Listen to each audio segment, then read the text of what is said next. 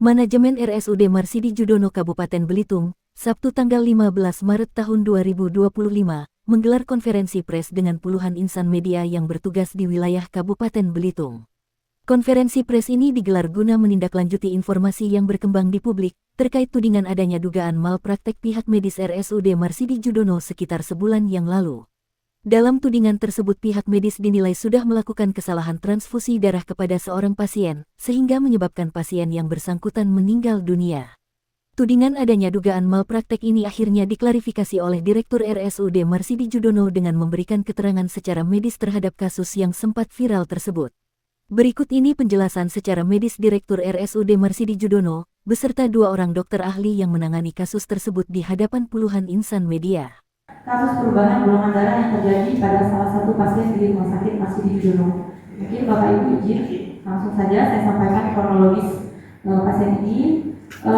Pasien ini datang ke IGD Rumah Sakit Marsidi Judono tanggal 10 Februari sekitar pukul 6 sore dengan keluhan demam 1 minggu, disertai lemas dan mual.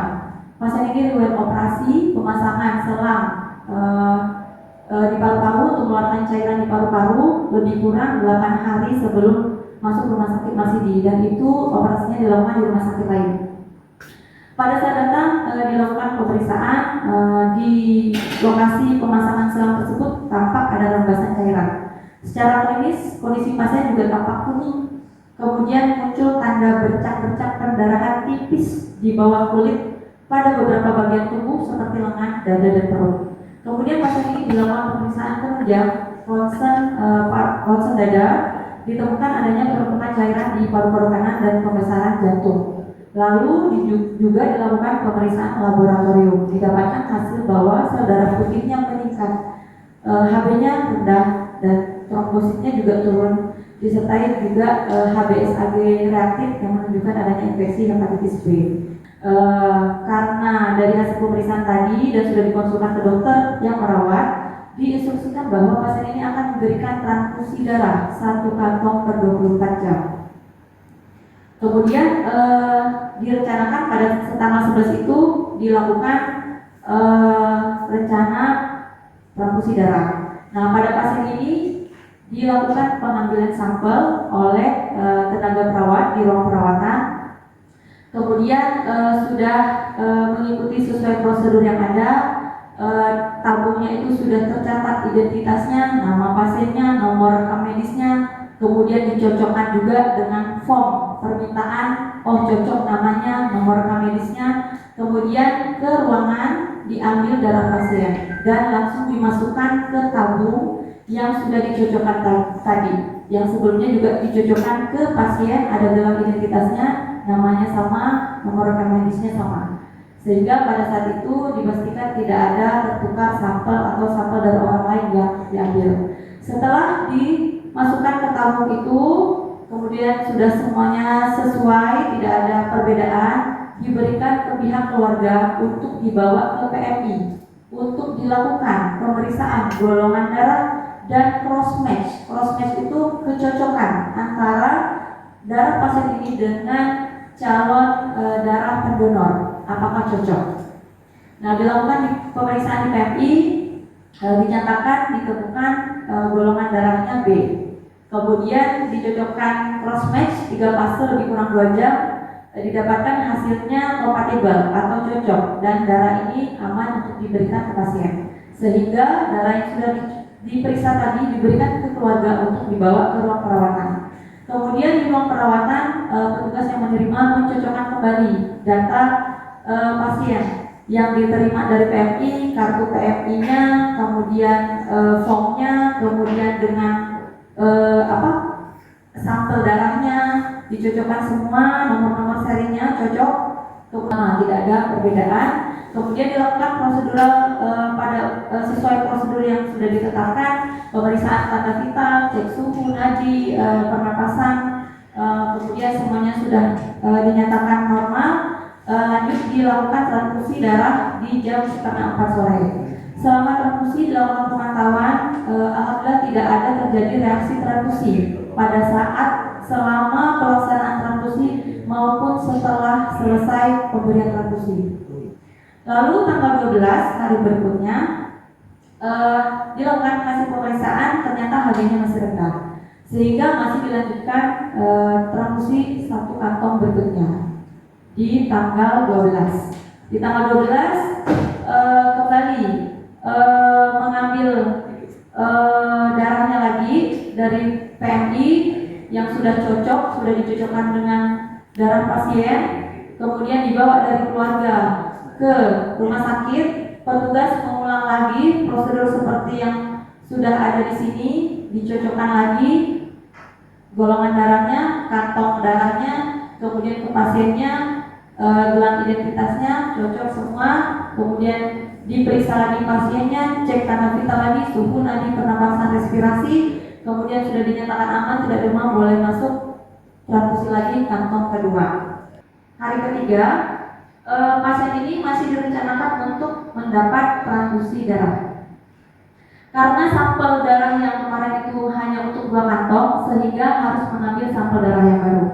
Sampel darah yang baru diulang lagi seperti prosedur yang ada. Petugas sudah membuat tabung, membawa tabung untuk sampel darah, sudah dicatat identitas pasiennya, namanya, nomor rekam medisnya, kemudian form pengantarnya juga dibawa ke ruang perawatan.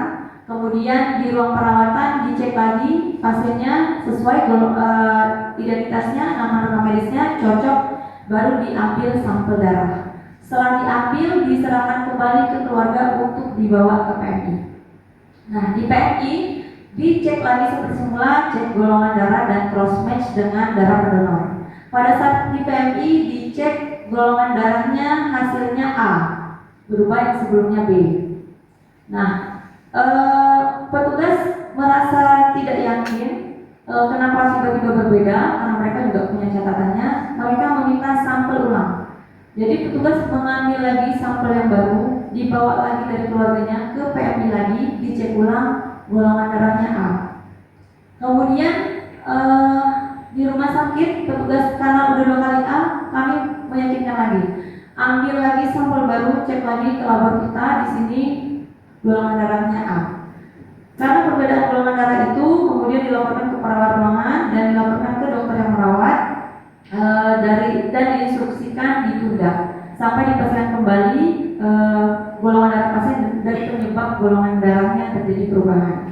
Lalu setelah hal itu tentunya dokter kami melakukan penelusuran, dokter spesialis penyakit dalam yang merawat, spesialis ginjal hipertensi, dan juga dokter patologi klinik yang memang untuk laboratorium klinik. Itu beliau menelusuri, mencari literatur ilmiah dan juga berkonsultasi dengan guru-guru besar beliau. Didapatkan hasil dari penelusuran yang pertama, prosedur tindakan pengambilan sampel darah, pengelolaan sampel darah, pemberian transfusi darah, pemantauan transfusi darah, semuanya sudah sesuai dengan prosedur. Yang kedua, berdasarkan literatur ilmiah, ada beberapa kondisi yang bisa menyebabkan terjadinya perubahan fenotip golongan darah. Meskipun ini sangat jarang terjadi, tapi dari literatur ilmiah bisa pada kondisi tertentu yang diakibatkan, yang pertama karena infeksi, proses infeksi, yang kedua karena kondisi penyakit yang mengakibatkan kelemahan antigen golongan darah dalam mengekspresikan golongan darah, contohnya thalassemia, yang ketiga pada kasus kanker. Kemudian poin ketiga, pasien ini menderita hepatitis B stadium terminal, di mana juga terjadi penurunan trombosit, dan itu mempengaruhi pembekuan darah sehingga bisa memunculkan adanya tanda-tanda perdarahan. Kemudian poin keempat, reaksi transfusi bila diberikan transfusi golongan darah yang berbeda akan menimbulkan reaksi transfusi berat dalam jangka waktu yang sangat pendek. Reaksi transfusi berat menyebabkan terjadinya shock dan kematian yang cepat.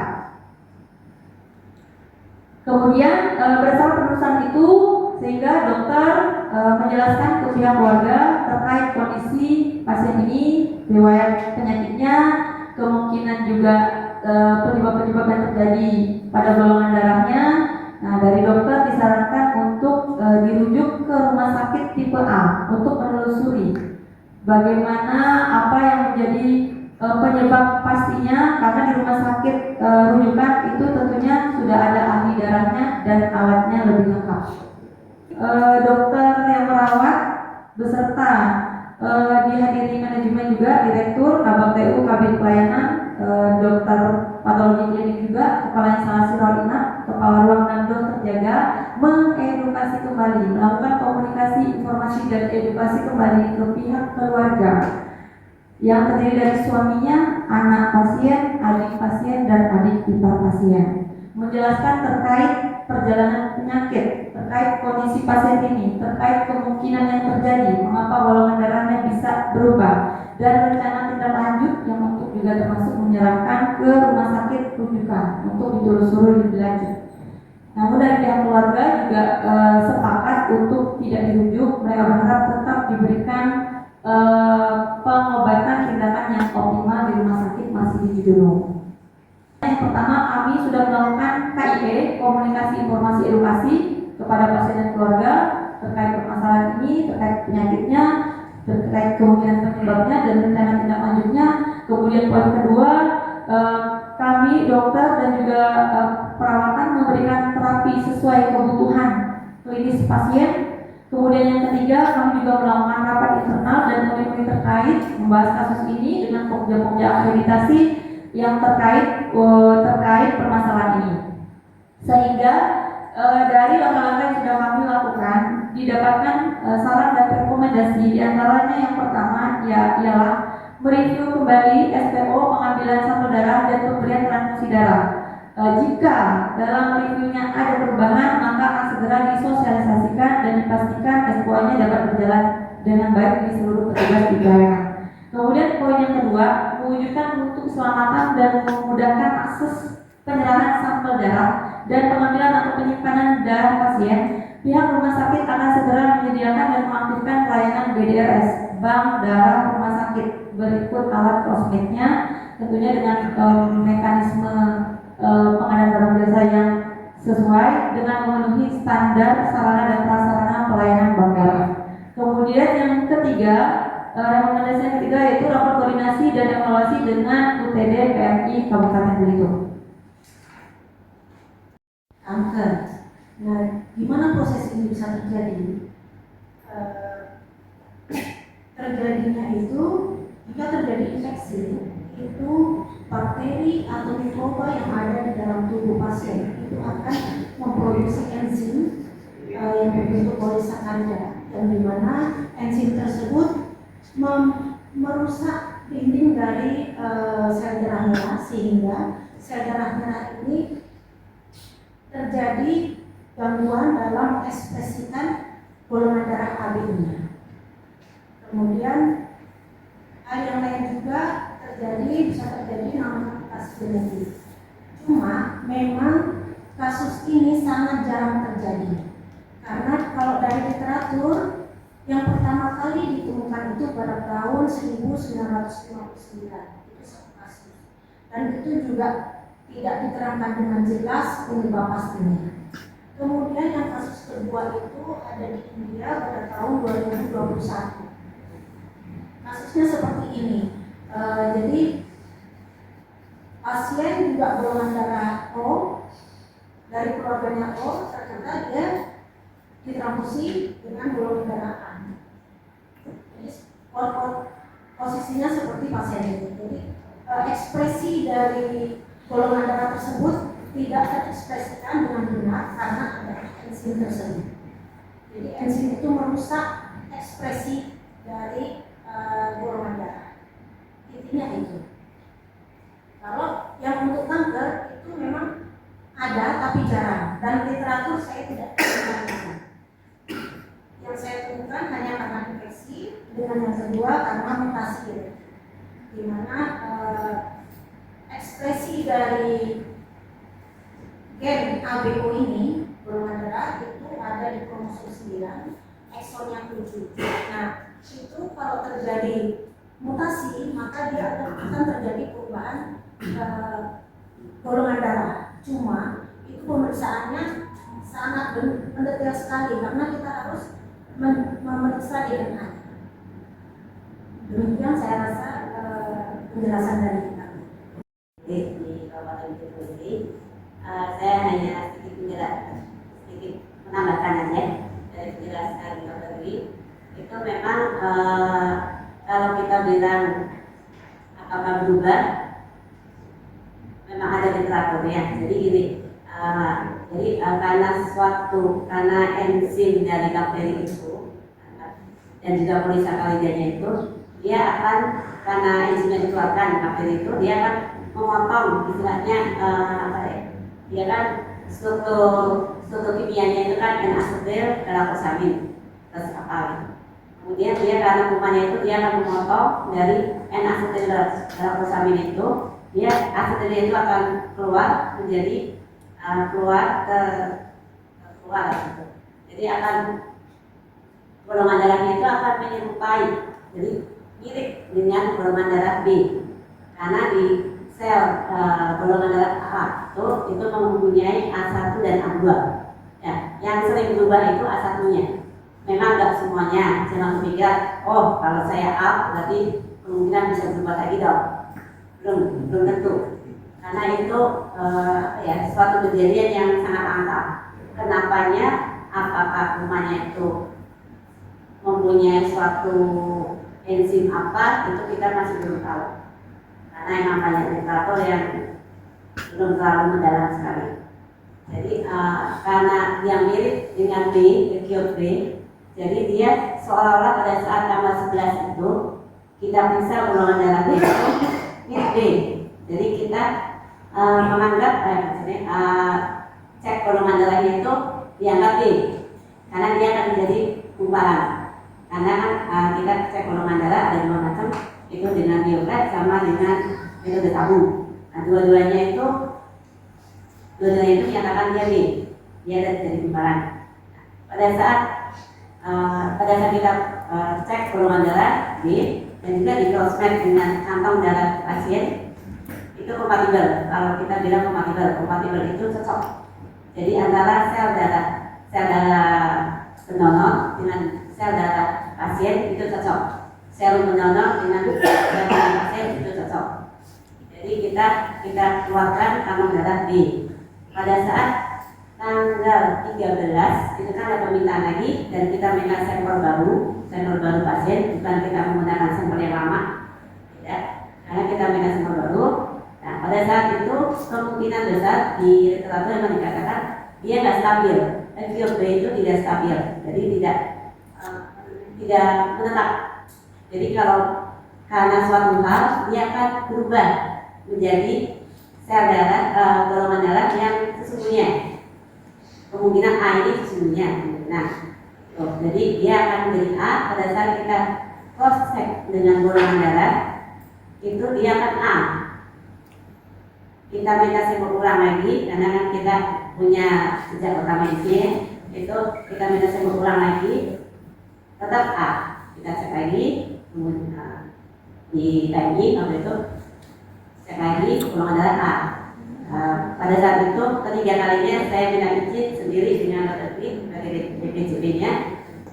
Dan kami dari Dinas Kesehatan sesuai dengan tupoksi kami sebagai pengawas maupun pembina dari rumah sakit nantinya akan lebih meningkatkan pembinaan dan pengawasan agar pelayanan kesehatan kepada masyarakat bisa lebih maksimal lagi dilaksanakan di rumah sakit ini. Mungkin itu saja yang bisa saya sampaikan. Demikian, wabillahi taufiq wal hidayah. Wassalamualaikum warahmatullahi wabarakatuh. Redaksi Aksara Pradiva menginformasikan.